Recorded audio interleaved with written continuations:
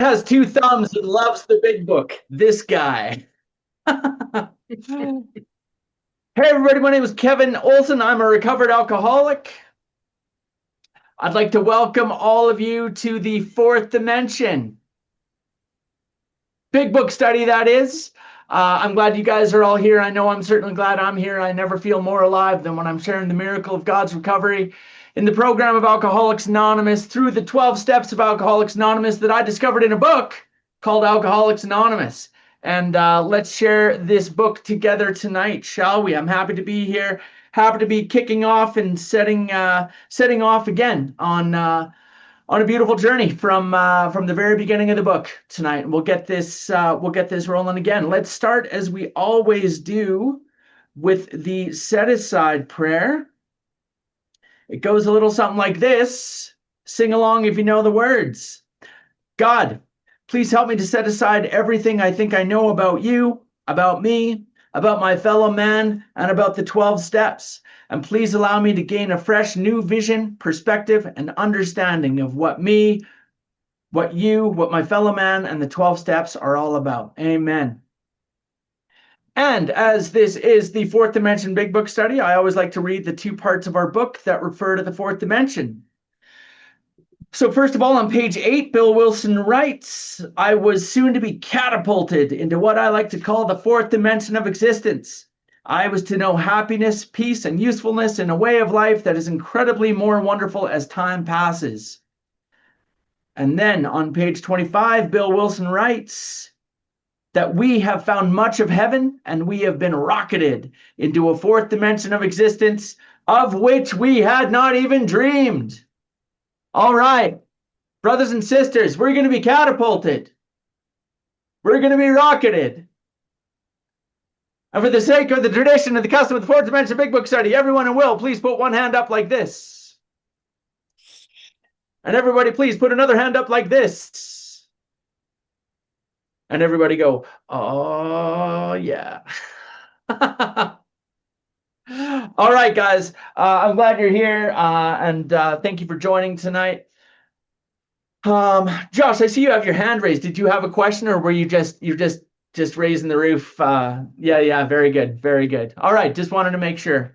Okay, well, we're gonna kick off this big book study from the very beginning tonight, and I always want to start off just by talking a little bit about the fourth dimension big book study, kind of the origin of it, and what we do here, and what the goals are here, and just kind of some basic ground rules of the fourth dimension big book study. So this study, such as it is, has been going on for, I will say, like 16 years. We've been doing this big book study every week, and I love it, and I believe strongly that I have a calling to do this study, but also a commitment and a responsibility to do this study and to share with y'all what was given to me. And thank God that I had the sponsorship that I had when I first got sober, that I had people who were willing to sit and take time and take me through this big book study, through the big book, and to explain the big book. You know, when I first got sober, I thought I knew how to read. Turns out I did not know how to read. And I needed someone to come and help me to get connected and to help understand what was really happening in this book and what this book was really all about. And that's really what we're going to talk about in this big book study. So I'm going to share something with you right now, kind of the basic framework for this study. I'm sure most of you, some of you anyway, have heard of a Joe and Charlie big book study. Raise your hand if you've heard of a Joe and Charlie big book study. All right, Joe and Charlie really kind of transformed. I would say, I think it's in the 70s that they started doing it. But really all through the 80s and the 90s, these two men, Joe and Charlie, really kind of revolutionized what we often think of as the big book, and really created a a real solid foundation for people to learn the big book. And their big book studies were called The Big Book Comes Alive. And that's certainly what they did. They certainly brought the big book alive, made it come alive for me.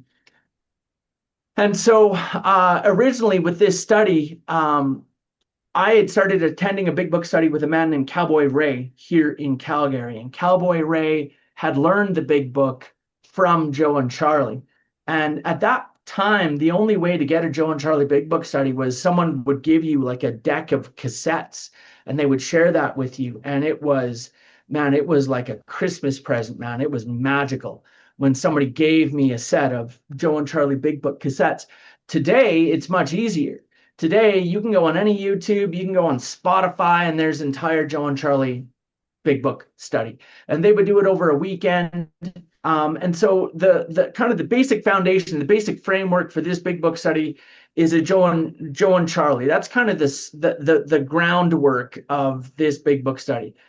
On top of that, however, throughout this study, I'm going to bring in a lot of other teachers, mentors, and voices from the history of Alcoholics Anonymous.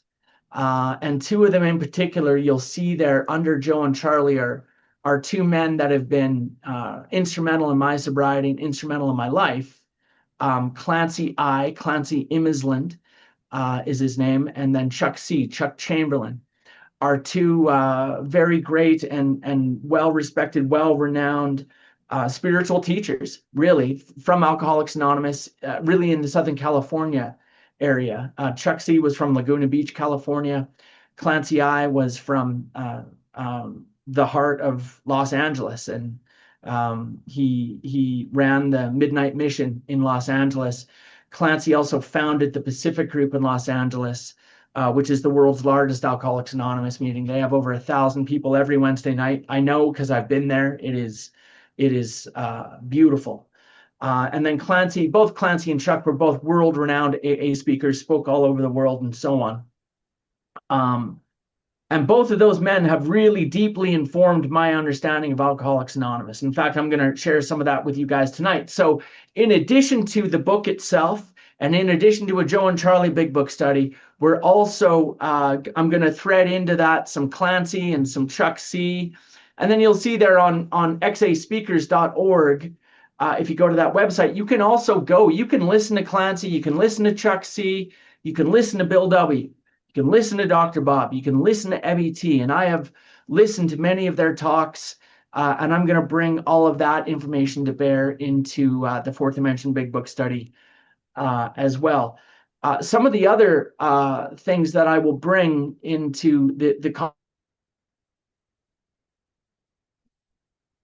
obviously, as a suffering newcomer and as a suffering member of Alcoholics Anonymous who has found this solution and applied this solution to my life, I will share with you guys the experience of, many, many men that I've sponsored and things that I've learned as a sponsor, things that I've learned in terms of taking people through the book, things that I've found to be very effective, ways of teaching the book that I find very effective, a framework for step 4 and 5, an actual methodology, first of all, for step 1, very pointed questions about step 2 and 3, a framework for step 4, directions on how to do 6 and 7, 8 and 9, 10, 11, 12. Okay. And I'm going to share that all with you and show you all how I have pulled that out of our book.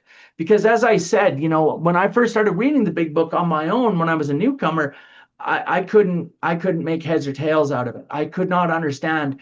The first I had a copy of this book in my hand was, I remember I was in a place called 5 North, which is the psychiatric ward of the Medicine Hat Regional Hospital.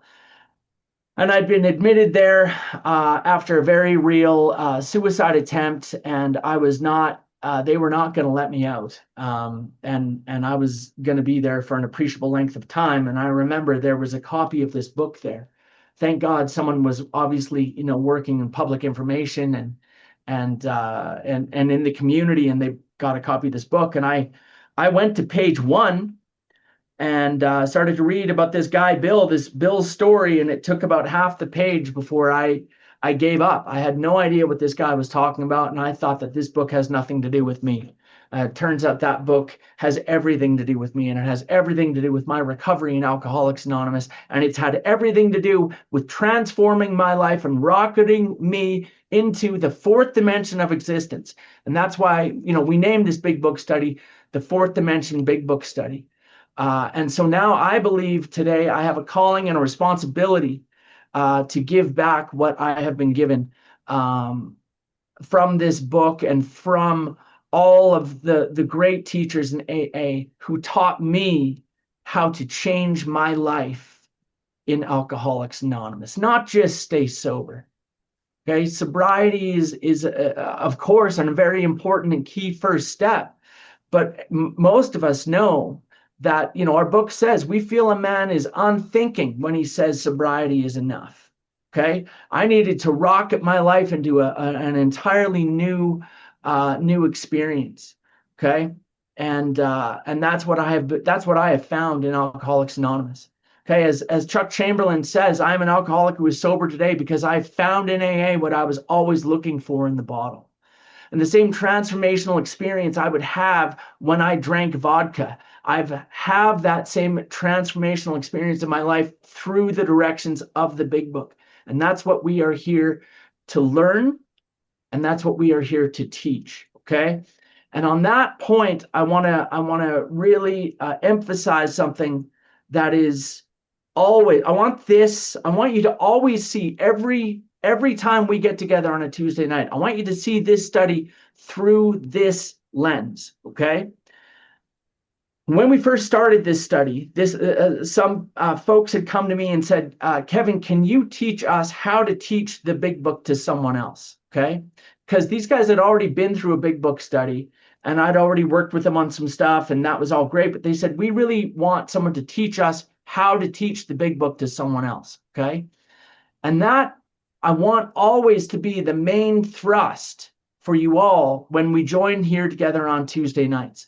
Please don't just come here on Tuesday nights and think, I'm tuning into the Fourth Dimension Big Book Study to take from this big book study. My hope is that, yes, come here, yes, learn this way of life, yes, learn this program, yes, learn these directions, yes, do these steps, but always thinking about this transition.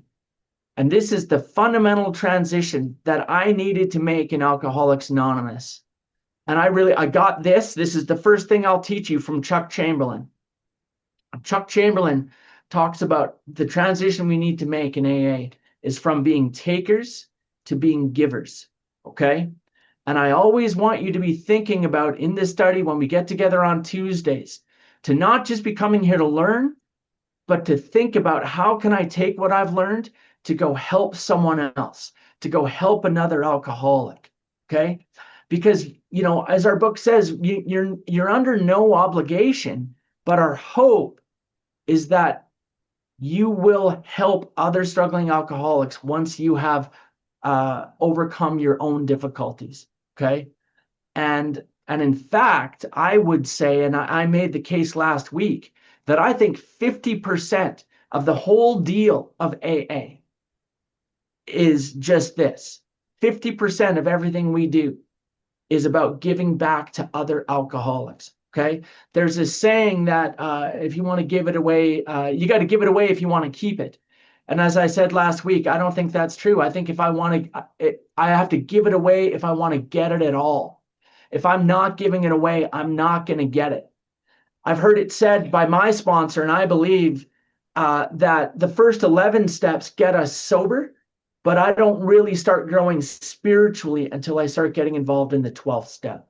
Okay. And that is when my life really starts to transform. Prior to that, it's really just like putting the key into the ignition. But step 12 is where we really start to turn it over. We really start to turn on that engine and our life really starts moving. Okay. So always, as we go through this book together over the next many weeks, and that's one thing I'll say is there is not a set number of weeks in this big book study. I know some people will say, well, it's a 12-week big book study, or this is a 14-week big book study, or 16-week big book study. Typically, I will say this study goes around 16 weeks. But I will also say that as we go through some of the steps, particularly step 4 and 5, and particularly steps 8 and 9, there are times where uh, we spend more time because I want to bring to bear in those conversations not just my experience, not just Joe and Charlie, not just Clancy, not just Chuck Chamberlain, not just Bill W., not just my experience, but I want to bring to bear some of your experience. Okay. And so when we go through steps 4 and 5, I want to hear from you guys. And I want to work through what are your resentments? What are your fears? Okay. And so on and so forth. And we'll go through all of that together. So there's no definitive time on how many weeks this study will take. We will be here every Tuesday night. If not myself, I will. My sponsee Brad there, who is our reader, will also step in from time to time, and I may have others step in. I know Benjamin Collins. Are you online right now? Yes. I had you take a turn last time around the go, didn't we? No. Oh, well, I thought I did. But you may. I may ask you to step in sometime, Ben. I think you're prime time. You've been through this study multiple times, so we may have you jump in another time. It would be awesome to have you do that. For the most part, I'll be here every Tuesday night. We will be here every Tuesday night. We will go through this work together and always thinking about how can I take this information to learn it, to go apply it to someone else. Okay, to go help someone else, to go be of service, to carry this message of Alcoholics Anonymous to someone else. And I've heard a lot of people tell me like they find this study very useful for that exact reason, because typically I will give very pointed instructions on exactly how to do these steps and how to take sponsees through this work. And there's nothing more meaningful to me than when I see people, pick up this spiritual toolkit that it talks about in our book, rebuild their lives with that spiritual toolkit, and then take that same spiritual toolkit and share it with someone else. Okay, absolute magic. And in the 16 years I've been doing this, man, I've been had the good fortune of seeing lives absolutely transformed through this big book study. Okay, I see transformed lives in front of me right now as we're speaking. Okay, I can see your beautiful faces out there, and I can see transformed lives right in front of me, and it's a beautiful thing. We used to do this study in person, by the way, I'll say, just here in Calgary. During COVID, of course, we moved to this online format. Then some guys, a fellow named Steve and another gal named Summer, started this big book compendium. And I became a part of that, and ever since, it's just the coolest thing, man, because every Tuesday we got people from all over the world who come and join us. So it's really a really remarkable experience, and I'm very glad to be here and share it with you. And so two other things I'll say about the study, and then we'll get into the book. Some big book studies will say once we get to a certain point, it's cut off. So the Cowboy Ray Big Book Study, for example, would say at step 3, once we do step 3, that's it. We're not inviting any more new people because we need to keep moving together as a group through that. Okay, and I'm not saying that's right or wrong. I am just saying that's not the case with this study. This study, I don't care what step we're on. I don't care where we're at. If you have a newcomer that wants to join this meeting, you just bring them. You just invite them anytime, no matter where we're at, no matter what we're doing, because good things happen in this study. Miracles happen in this study. I have seen them, and this is just a good place for alcoholics of our type to be on Tuesday. And I don't care, or Wednesday morning as it may be for any friends in Australia right now, but this is just a good place for there's Kevin. Yeah. Good day, mate. Good day. Yeah, good things happen in this study. All right, you got a newcomer, you just bring him. Okay, you just bring him. Anybody wants to come to the study, open invitation as always. The last thing I'll say about this study is some studies will have homework. that will require you to go do your homework and then come to the study with your homework completed. There's no homework in this particular study, and that was always really challenging for me because at the time of my life when I was starting out in Alcoholics Anonymous, I wasn't big on homework and responsibility and commitments and living up and doing the things I said I was going to do, and I've learned how to do that over time in AA through having commitments at my home group and so on. But what would happen to me is I would come to the study and I would really like it. And they'd say, here's your homework. And I would say, yeah, great, I'll get that done. And then I wouldn't do it. And then I wouldn't do it. And I'd feel like garbage and I'd feel less than. And I wouldn't want to go to the study anymore. And I wouldn't. And I would miss out for not doing that homework. Okay. So I want you all to know there's no homework. Okay. All you have to do is just come here on Tuesdays. Come here, bring anyone new. You're always welcome. They're always welcome. Good things are going to happen in this study together. But your responsibility is to always be thinking about making that transition from being a taker to being a giver.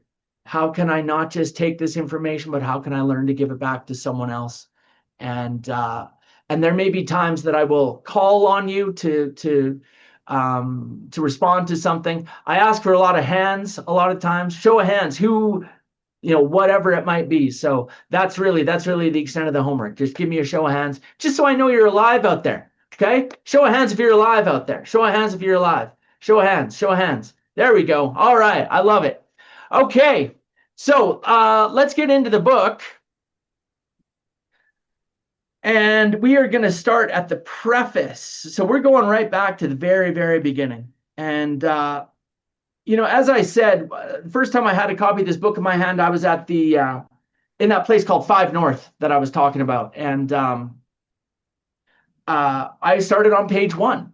Okay. I started on page 1. And on page 1, if you start at page 1 in our book, you dive into what's called Bill's story. And I started to read through Bill's story and I couldn't make any sense out of it. But I don't read prefaces and Roman numerals and things like that because that stuff is for losers. Okay. I start on page 1. Okay. And consequently, I missed some of the most important stuff in our entire book. Okay. We're going to go through the basic historical framework. We're going to talk about the early history of Alcoholics Anonymous. And I don't think anything has been so uplifting for me and so transformative for me as learning about the early history of AA, where our fellowship came from, the origin story of AA, if you will, and what that means to me today. How can I apply my life today what we learned from the early members of Alcoholics Anonymous? And incidentally, I want to comment on that right now. This book, the Big Book of Alcoholics Anonymous, okay, is written, I believe, by the first 100 members of Alcoholics Anonymous, okay? Now, ultimately, it was a guy named Bill Wilson, one of our co-founders, who was really holding the pen to do the writing, okay? But everything he wrote was reviewed and edited and modified and approved by the first 100 members of Alcoholics Anonymous. So for me to argue or debate anything in this book is really for me to argue and debate with the first 100 members of Alcoholics Anonymous. And I think that's important to know, important to understand as we're talking about this book, going through this work, and beginning to understand why some of us feel this book was divinely inspired by God, that God was working through those first 100 members, was working through those individuals to create a book that would ultimately save and transform millions of lives around the world, okay? So with that in mind, we're going to go back to the prefaces and the forewords, and we're going to learn about the early history of Alcoholics Anonymous. We're going to learn about some of the divine inspiration that happened in the early formative stages of AA. And a lot of that really changed my understanding of what AA was. I started to understand that AA was not just about 90 meetings, 90 days, or we'll refund your misery. It was not just about, 3 topic discussion meetings, that I was really part of something much larger than I could have ever imagined. And and then the other thing that we're going to read, and we'll get into this in a couple of weeks, in the Roman numerals prior to Bill's story, is the doctor's opinion, where we really get our first understanding of step one. So I missed all of that by starting at page 1 in Bill's story. We are going to go back right to the very beginning. We're going to go back to page XI. Brad, if you're ready, Roman numeral 10 or 11 rather, XI, Roman numeral 11. Preface this, and I'm reading from the 4th edition today. Brad, is that what you're in? I am, yes. All right. Let's read together, guys. Let's get started. Page XI, Roman numeral 10, preface, 4th dimension big book study, kicking off for another turn. This is the 4th edition of the book Alcoholics Anonymous. Over to you, Brad. Thanks, Kevin. Hey, everybody. Brad Soto, recovered alcoholic. Preface. This is the 4th edition of the book Alcoholics Anonymous. The first edition appeared in April 1939, and in the following 16 years, more than 300,000 copies went into circulation. The second edition, published in 1955, reached a total of more than 1,150,500 copies. The third edition, which came off press in 1976, achieved a circulation of approximately 19,550,000 in all formats. All right, so guys, I want you to right away here, guys, I want you to make a couple notes because we're going to come back to this, okay? In particular, I want you to highlight, okay, 300,000 copies.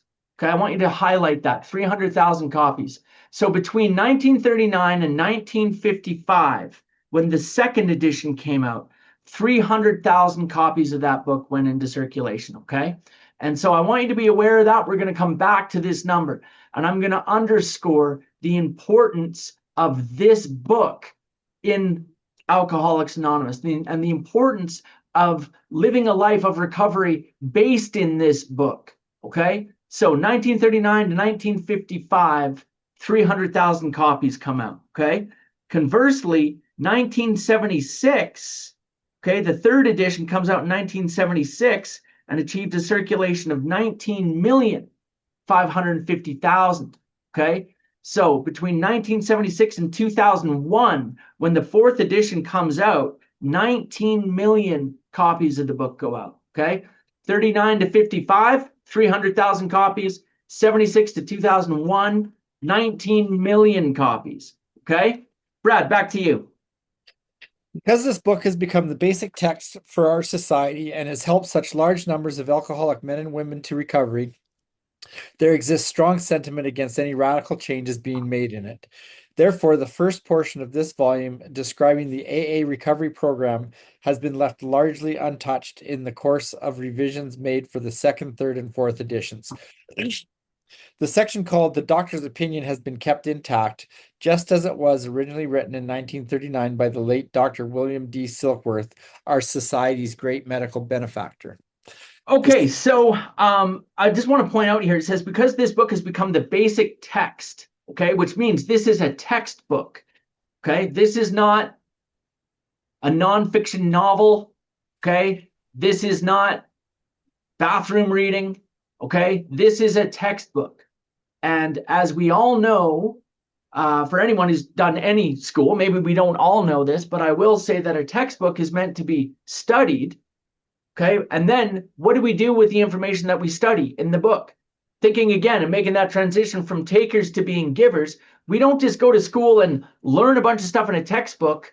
We learn a bunch of stuff in a textbook and then we learn how to apply it, okay? Then we learn how to apply it in the real world. And that's what we're going to do with this book. This book is meant to be studied, then it is meant to be applied in Alcoholics Anonymous, both in my life and with the newcomers that I'm going to work with, okay? Basic text.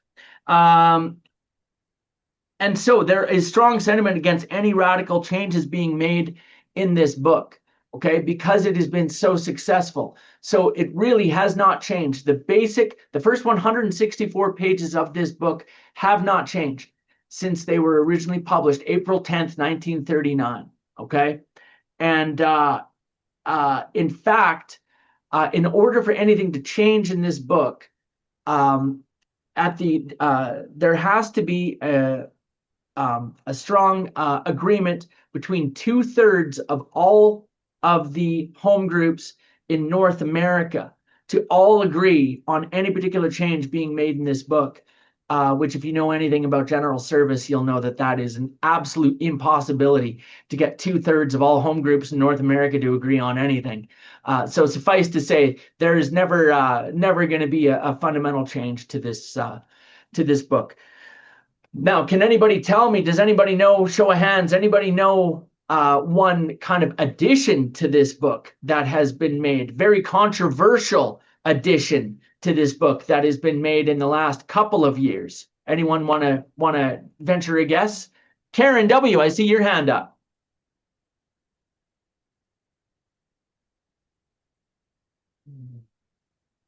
I can read her lips. I think she's saying the right word, but it is the Plain Language Big Book. Is that it? Guys, let's give Karen a round of applause. Oh, First for having the courage to speak up and for getting the answer right. That's exactly what I was thinking about, Karen. Yeah, the Plain Language Big Book, very controversial, very controversial topic. If you talk with anyone in general service or anyone at GSO, I mean, there's been a lot of sentiment. Oh, Joe, do you have a question? What does that mean? The Plain Language Big Book. Good question. I won't do a deep dive into it today. Essentially, they have written an addition to, I forget exactly what they call it. It's called like an adjunct to the Big Book. And it was approved by the General Service Office, and it is in publication right now. You can go online and get it. You can go to Amazon and order one. It's called a Plain Language Big Book. And essentially what they have done is written the language of the Big Book in more simpler, easier to understand language. And the thought was that there are people in the world who have like very, very low reading comprehension levels. And they had talked at length that the average person today has like a grade 5 reading level. And our Big Book was written at, a much higher reading level in the 1930s. And so we needed to write a simpler version. And so that has been done. And Alcoholics Anonymous is publishing this right now. I had very strong feelings about it, as you can possibly imagine, because I believe that the language in this book is really divinely inspired, I would say. God of your understanding, obviously, but I believe that whatever that power is was working through the original writers of this book. I also believe that the magic happens when my sponsor sat with me and took me through this book. That's when the magic happens, not just by making it easier to read, but by having someone read it with me. That said, I have changed. I've softened my feeling on the Plain Language Big Book a little bit now. I think that there are some good use cases for it. And I think that I have directed people to it from time to time, but primarily, like at my home group, at Primary Purpose Group, I mean, we read this, man. This is what we read. Okay. And here at this study, this is what we study. But I just wanted to mention that has been a very new transformation in Alcoholics Anonymous. Just in the last 2 years is the publication of this Plain Language Big Book. And we will see the impact that this has on AA. And I trust God. That's the end result for me is that I trust God. And I trust that God knows what is right for us and right for me and right for Alcoholics Anonymous. And I trust his wisdom. And that's the best we can do. So anyway, thank you for that question, Joe. Nice to see you, by the way. Okay, Brad, thank you for that. Back to you, the second printing of the first edition. The second printing of the first edition added the appendix Spiritual Experience. In the second edition, the appendices on AA tradition, the medical view, and religious view of AA, the Lasker Award, and information on how to contact AA were added, and the appendix on the Alcoholic Foundation was discontinued. But the chief change was in the section of personal stories, which was expanded to reflect the fellowship's growth. Bill's story, Dr. Bob's nightmare, and one other personal history from the first edition were retained intact. 3 were edited, and one of these was retitled. New versions of 2 stories were written with new titles. 30 completely new stories were added, and the story section was divided into 3 parts under the same headings that are used now. In the 3rd edition, Part 1, Pioneers of AA, was left unchanged.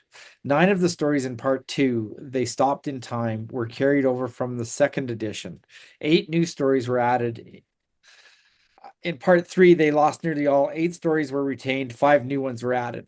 The 4th edition includes the 12 concepts for world service and revises the 3 sections of personal stories as follows. 1 new story has been added to Part 1, and 2 that originally appeared in Part 3 have been repositioned there. 6 stories have been deleted. 6 of the stories in Part 2 have been carried over. 11 new ones have been added, and 11 taken out. Part 3 now includes 12 new stories. 8 were removed, in addition to the 2 that were transferred to Part 1.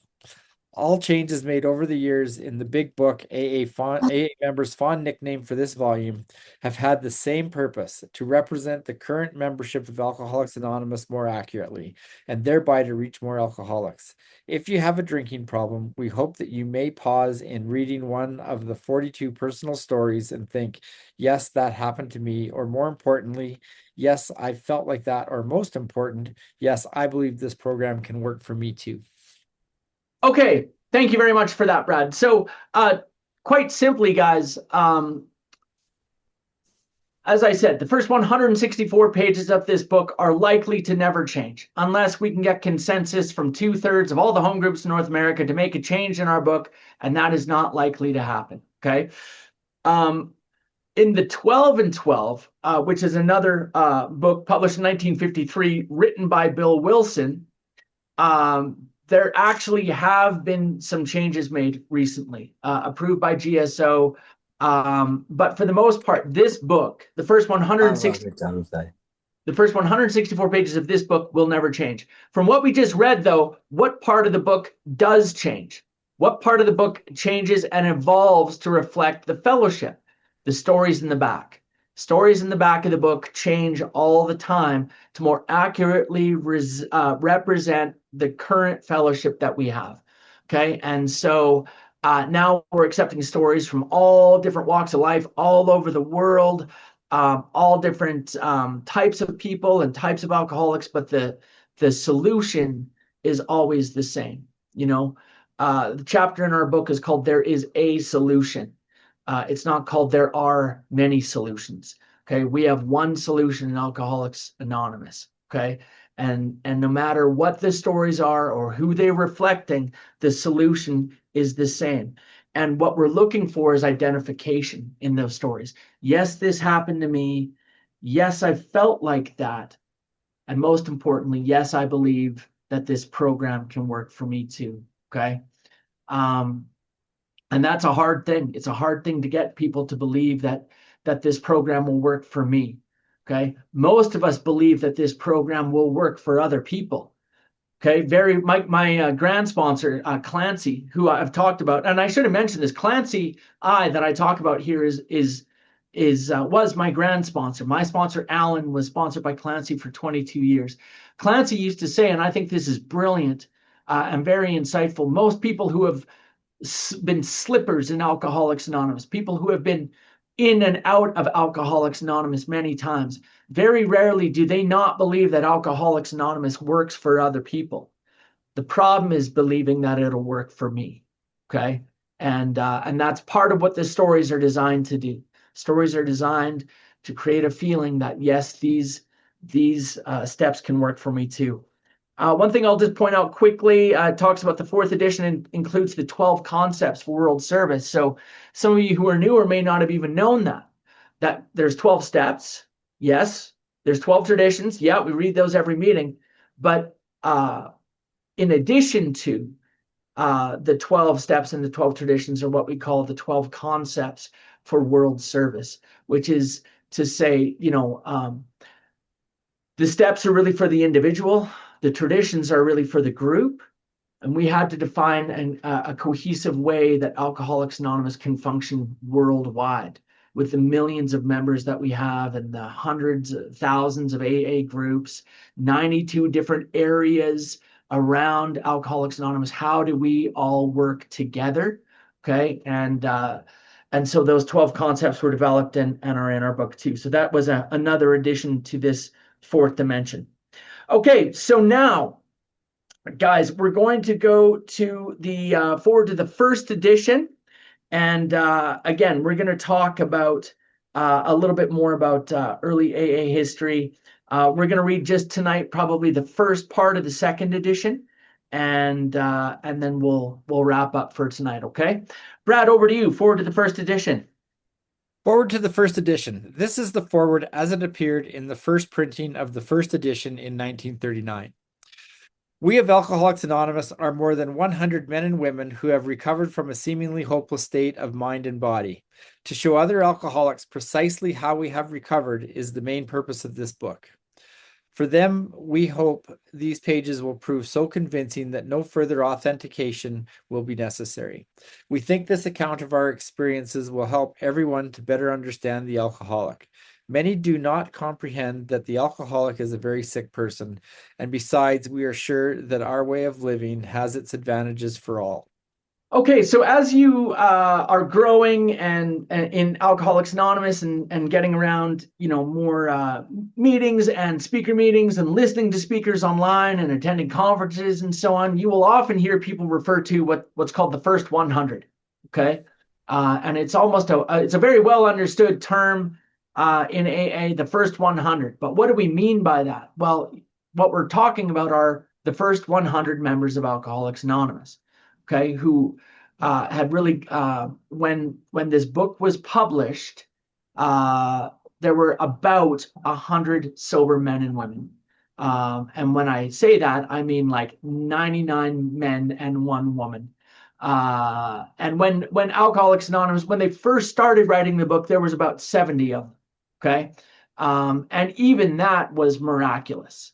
Okay, even that, and when we talk about where these early members of AA understand that they were really sober, really between New York City, Akron, Ohio, and a small contingent in Cleveland, Ohio. Okay, but that's really these first 100 members. That's where they were. Okay, and as I said, my belief and what I have been taught. And I was taught this by Cowboy Ray, and I was taught this by Joe and Charlie, that this book was written by those first 100 members of Alcoholics Anonymous. Okay. Yes, Bill Wilson was the one actually typing in the typewriter and writing the words, but everything he wrote was approved and vetted by those first 100 members. So again, it says here, it talks about this word recovered. And at the beginning of tonight, you may have heard me introduce myself as, my name is Kevin Olson. I'm a recovered alcoholic. Okay, and people may wonder, well, why do you introduce yourself as a recovered alcoholic? Well, first of all, in this paragraph, we've seen twice now already, just in this first paragraph, 2 times that they've used this word recovered. Okay, and the word recovered is used 20 times in our book. Okay. It does not describe us as recovering alcoholics that still have this problem. It says that we have recovered. We have recovered from a seemingly hopeless state of mind and body. Okay. And we'll talk more about what that means relative to step 1. Okay. But when we say that I've recovered from a seemingly hopeless state of mind and body, what I mean by that is that my mind is no longer able to convince me that it's okay to pick up a drink, and my body does not trigger the physical allergy to alcohol manifesting itself in a phenomenon of craving once I pick it up, because my mind has been recovered from that mental insanity that took me back to drinking every time. So when I say that I'm a recovered alcoholic, I do not mean that I don't have problems in my life. And I do not mean that life is not still hard some days, that I have transcended human emotions or anything ridiculous like that. Okay? Of course not. We still work these steps in our lives on a daily basis to learn how to enjoy happy, contented, permanent recovery, obviously. But what I do mean is that through the actions of Alcoholics Anonymous and working with other people, I have had a spiritual awakening that has allowed me to recover from the necessity to have to drink. I have recovered from the necessity to have to drink based on the work that we do in Alcoholics Anonymous. And when I say that I am a recovered alcoholic, that's all that I mean, that I have recovered from this hopeless state of mind and body, from the lie that my mind tells me to keep picking up a drink, and from the horrible condemnation of triggering that physical allergy once I do start drinking. That's all I mean when I say I'm a recovered alcoholic. But our book will use this word over 20 times throughout the book, okay? And I believe that one of the most effective ways I can carry a message of hope, a message of depth and weight to a newcomer right out of the gate is by introducing myself as a recovered alcoholic. I am no longer an alcoholic. I have recovered from the seemingly hopeless state of mind and body. And by referring to myself as a recovered alcoholic, I believe that I carry that message very quickly, okay, to someone. It may be the only thing that they hear, that it is possible to recover from this horrible disease of alcoholism.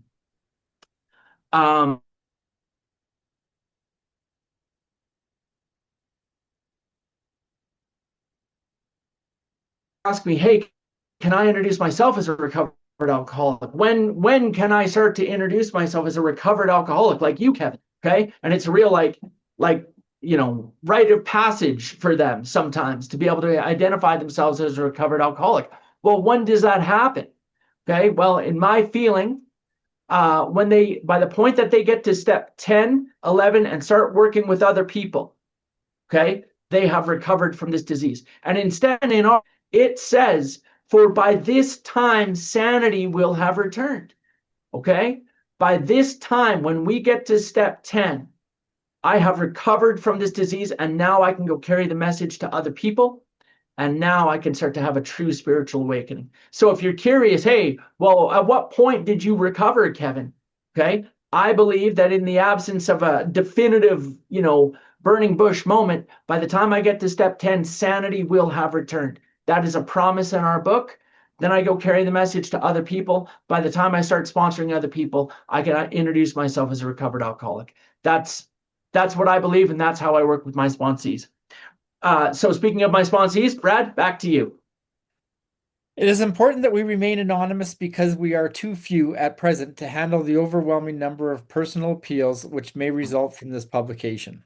Being mostly business or professional folk, we could not well carry on our occupations in such an event. We would like it understood that our alcoholic work is an avocation. When writing... Okay, so I want to talk quickly about anonymity in Alcoholics Anonymous. As they say here, we have to stay anonymous because otherwise we're going to be overwhelmed with the personal appeals. But tradition 12 talks about anonymity. It says anonymity is the spiritual foundation of all our traditions. Right? And it's like anonymity. I thought anonymity meant I'm like afraid of you finding out who I am. Isn't that the deal? We only use last names because I don't want people to find out who I am. And so that was always weird to me. Like, how can anonymity, which I understood to be fear, be the spiritual foundation of all our traditions? That didn't make any sense to me. Okay? And the bottom line with anonymity for me today, very quickly, guys, is that when we talk about principles before personalities, the personality that is teaching us or sponsoring us or whoever it is, the personality is less important than the principle itself, okay? Anonymity, what anonymity means to me,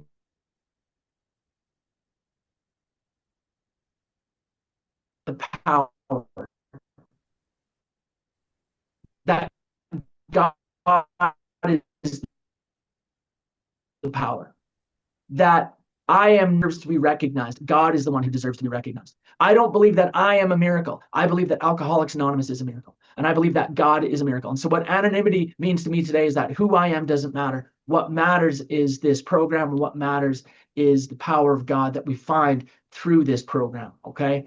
And that's what I really mean That's how I think about anonymity and why anonymity is so important. So I don't ever start thinking that I am the power, that I am powerful, that I have become some type of power, that no matter what, I'm always giving the recognition to God and the glory to God. Okay. Yes, David Bennington, avocation. Absolutely. That was the next thing I was going to talk about. It says our alcoholic work is an avocation. What does that mean? Avocation means something we do for free, and that it's charitable work. Okay. And what that means is that we do not get paid for the work that we do in AA. Okay. I know that can sometimes be controversial today as well, but that's another story. If anybody, anyway, I'm going to reserve my comments there. We got a lot of, no, I'm not going to do it. No, no. Our alcoholic work is an avocation. It means we do not get paid for what we do in AA. We do not get paid for working the 12 steps with other people. Okay. That ought not to be controversial. That's exactly what our book says. Okay. So an avocation, a vocation means it's my job. Okay. Anyone heard of like vocational school? Raise your hand if you've ever heard of vocational school. Okay. Yeah. You go to work, you find a job. That's a vocation. And avocation means we do not get paid for the work that we do in AA. And that was almost mind blowing for people in the 1930s when this book was published, when Alcoholics Anonymous began, that people would be donating and devoting their time in the middle of the Great Depression. If you think about the context of this book, and it's so important to read this book in the context of the time in which it was written, we're in the middle of the Great Depression, and here are these people doing this work for free. It was almost beyond belief. It was almost beyond belief, but it was absolutely legit. Next week, we're going to talk about the Saturday Evening Post article that was written by Jack Alexander and how skeptical people were that we were really doing this as an avocation. But it's absolutely true, as we all know. We would like it understood that our alcoholic work is an avocation. Beautiful. Back to you, Brad. When writing or speaking publicly about alcoholism, we urge each of our fellowship to omit his personal name, designating himself instead as a member of Alcoholics Anonymous. Very earnestly, we ask the press also to observe this request, for otherwise we shall be greatly handicapped. We are not an organization in the conventional sense of the word. There are no fees or dues whatsoever. The only requirement for membership is an honest desire to stop drinking. We are not allied with any particular faith, sect, or denomination, nor do we oppose anyone. We simply wish to be helpful to those who are afflicted. We shall be... sorry, Brad. I'm just going to say here we can start to see the basic framework for the 12 traditions already coming through in 1939. The 12 traditions then were first officially published in 1946 is when the traditions were first published in the grapevine. As we see them today, the 12 traditions, they were officially adopted by Alcoholics Anonymous at our first international convention in Cleveland in 1950. And then Bill Wilson wrote the 12 Steps and 12 Traditions in 1953 to continue to try to get consensus and to get groups to start working these traditions. Because, well, you can imagine, people thought they were rules, okay? Giving you my 12 rules for AA. I don't care about rules. We're here to talk about love, okay? And I don't know about you, but a lot of alcoholics that I know, myself included, have defiant streaks. So you try to tell me about traditions, I'm gonna tell you exactly what I think about your traditions, okay? And so they were not readily accepted early on, but we can see already in the forward of the first edition, 1939, we can start to see the traditions kind of being fleshed out a little bit here. And I want to say this at the bottom of XIII. Bill Wilson says and the first 100 say, we are not an organization in the conventional sense of the word. And a lot of people talk about Tradition 9 and say, you know, well, somebody forgot to buy coffee for the meeting, and somebody forgot to pay rent for the meeting. Nobody knows where the key is for the meeting. Oh, well, AA ought never be organized, right? And people, like, it's just a hacky old throwaway joke that allows people to feel self-indulgent in their lack of responsibility and their commitments in Alcoholics Anonymous. And it's a bunch of nonsense, okay? That is not what the tradition means. When Tradition 9 says we ought never be organized, what they mean is we ought never be organized in a corporate structure. We never have a president and vice presidents and senior level managers who report down, up to other people who then can hire and fire people from Alcoholics Anonymous. That's not the deal. Okay, we have one boss in Alcoholics Anonymous. There is one boss. Everybody, use your finger and point to me where the one boss is. Where's the one boss in AA? Hallelujah, brothers and sisters. That is it. Okay, you like that one, Cody? You like that? He's laughing. That's the one boss, Cody. Okay? That's the one boss we have in AA. And we are not organized like a corporate structure. That's what that tradition means. Okay? We are not organized in a corporate sense. You guys with me on that? That's what that tradition means. Okay? So now, Brad, let's get into the forward of the second edition. And I'm going to talk now. I asked you all, and we'll go through this quickly because I want to wrap up by 7. But I asked you all to make a little note in the preface, okay, about how many copies went into existence between 1939 and 1955. Okay, I'm going to highlight that again. Between 1939 and 1955, 300,000 copies of the Big Book of Alcoholics Anonymous are published. Okay. Keep that number in mind right now. 300,000 copies of this book. Okay. Brad, if you would be kind enough to start reading the forward to the second edition for us. Forward to the second edition. Figures given in this forward describe the fellowship as it was in 1955. Since the original forward to this book was written in 1939, a wholesale miracle has taken place. Our earliest printing voiced the hope that every alcoholic who journeys will find the fellowship of Alcoholics Anonymous at his destination. Already, continues the early text, 2s and 3s and 5s of us have sprung up in other communities. 16 years have elapsed between our first printing of this book and the presentation in 1955 of our second edition. In that brief space, Alcoholics Anonymous has mushroomed into nearly 6,000 groups whose membership is far above 150,000 recovered alcoholics. Okay, we're going to stop there. 150,000. What kind of alcoholics are they? What does it say there? 150,000. What kind of alcoholics? Recovered. Recovered. Oh, recovered alcoholics. Okay, now quick math, guys. Quick math. Between 1939 and 1955, how many copies of the Big Book go out? 300,000. Of those 300,000 copies of the book, how many sober alcoholics do we get? 150,000. Now, I'm no accountant, but I can do pretty quick math. Okay? Anybody want to tell me what percentage is that? What percentage of people are, okay, Richard K. 50%. 50%. 50% recovery rates, 1939 to 1955. Okay? Now, between 1976 and 2001, we got 19,550,000 copies of the book.